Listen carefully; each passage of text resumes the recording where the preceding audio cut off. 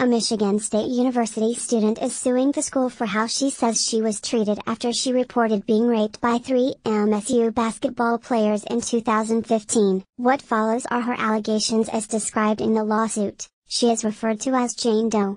Jane Doe was an 18-year-old in her first year at Michigan State University studying to become a sports journalist. The night of April 11, 2015 and the morning of April 12 she went to Harper's Bar in East Lansing with her roommate. Sometime after midnight most of the MSU basketball team arrived at the bar. The team had arrived in East Lansing earlier in the week after being eliminated in the Final Four of the NCAA tournament. One of the players, John Doe, offered to buy Jane Doe a drink. She accepted, and John Doe asked her if she wanted to meet other guys on the basketball team. Due to her interest in becoming a sports journalist, she says she wanted to meet the team. The lawsuit also states that she never indicated she had a romantic interest in any of the team members. One of the players asked her if she wanted to come to their apartment for a party. They lied, and told Jane Doe that her roommate was already on her way to the party. At this point, plaintiff was having a hard time holding on to her glass even though she had not had a lot to drink.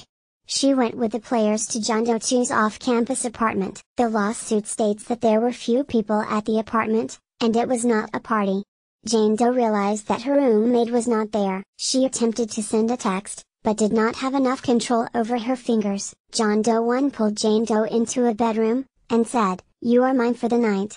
She says she managed to leave the bedroom and go back to the living room. This is where she realized that something was wrong and she thought she might have been drugged. The lawsuit says that 3 MSU basketball players, John Doe, John Doe II, and John Doe III raped Jane Doe. The next morning she called a taxi and went back to her dorm room. When she met her roommate, she found out that her roommate didn't know anything about the party and had been looking for Jane Doe but could not find her. Jane Doe was traumatized from the events.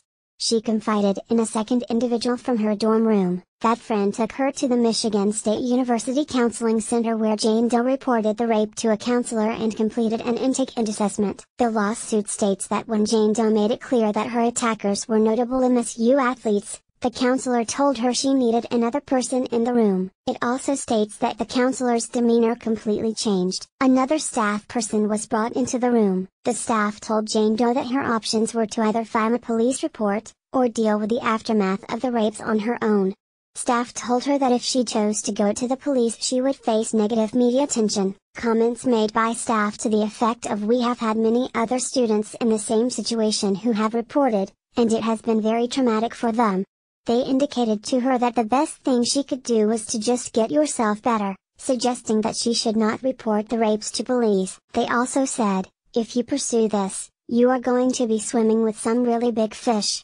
Jane Doe was not told to get tested for STDs, pregnancy, have a physical exam, or seek medical treatment. Due to the interactions with MSU staff she was so frightened she decided not to report the rapes to police. She also waited 10 months to ask for help from the Michigan State University Sexual Assault Program. Jane Doe at Brody Hall on MSU's campus. She would often see one, or all, of her attackers at the dining hall. The lawsuit says this would cause her to have panic attacks, and flashbacks to the rapes. She died in fear.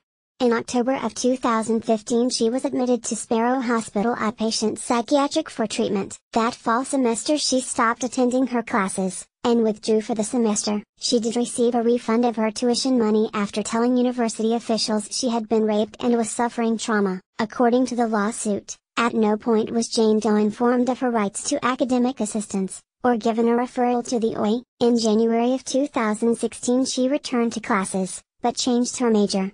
Because of the attacks she has suffered depression, anxiety, panic attacks, and insomnia. She believes that MSU has created a culture where female victims are silenced when male athletes are the attackers. That way the male athletics program is protected, all at the expense of the female victims.